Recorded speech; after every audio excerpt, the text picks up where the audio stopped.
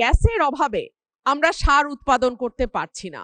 মাননীয় মন্ত্রী কি দয়া করে বলবেন যে এই সার কারখানায় উনি গ্যাস সংযোগ বা গ্যাস সাপ্লাই দিতে পারবেন, সংযোগ আছে সাপ্লাই দিতে পারবেন কিনা? ধন্যবাদ।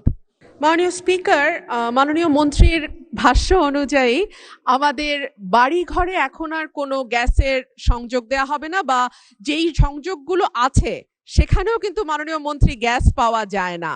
কিন্তু আজকে আপনার কাছে আমার প্রশ্ন, ব্রাহ্মণবাড়িয়ার আশুগঞ্জে একটা সার কারখানা আছে মাননীয় স্পিকার, এবং সেই সার কারখানাটি জিয়া ফার্টিলাইজার কারখানা নামেই পরিচিত।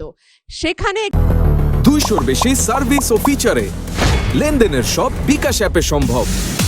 গ্যাসের অভাবে আমরা সার উৎপাদন করতে পারছি না।